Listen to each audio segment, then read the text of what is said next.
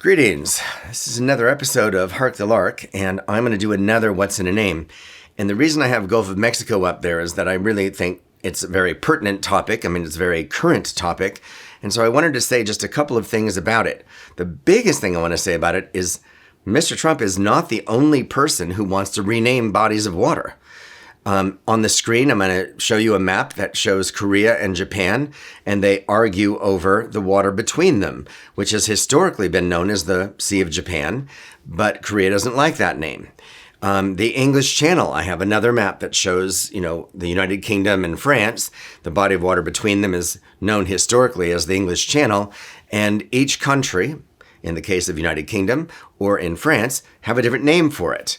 My point to you today is, we've got to come up with some kind of a settled answer so that we can talk about things globally, since there's global trade and global travel and global everything.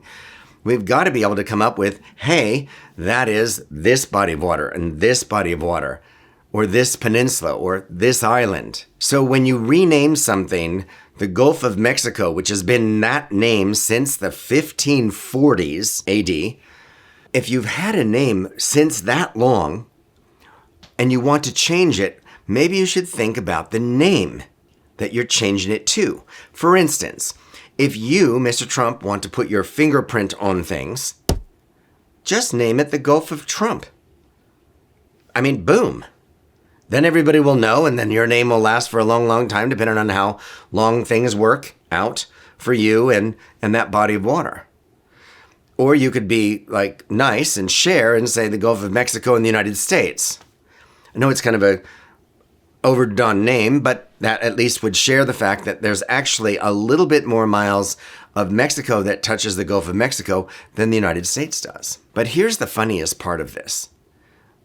America, the Gulf of America. Where's that word come from? Well, let me just remind you. I've done a video on this already, but I'll just remind you. There was an explorer named Amerigo Vespucci.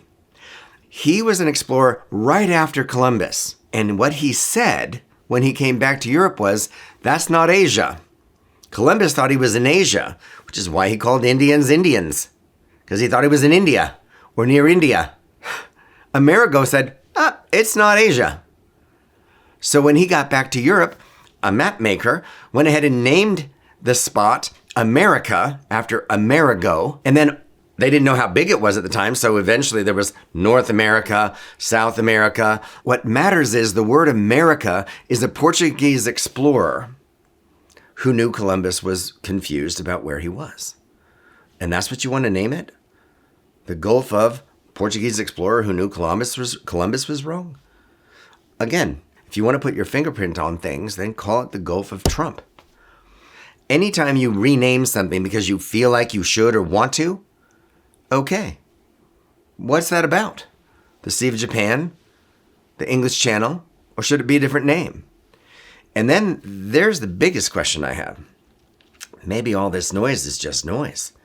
Maybe the whole purpose was that Mr. Trump has a fairly clever lawyer, and that lawyer said, we need to figure out a way to get the AP not allowed to come into the White House. And said, if we rename something that the AP calls the Gulf of Mexico, then the AP will continue to call it the Gulf of Mexico, and then we'll have our excuse for why we don't invite them into the White House. And then you have to ask yourself, what's more important, the name of that body of water or the freedom of press in America? You guys ask yourselves that question. But for today, thank you very much for joining me.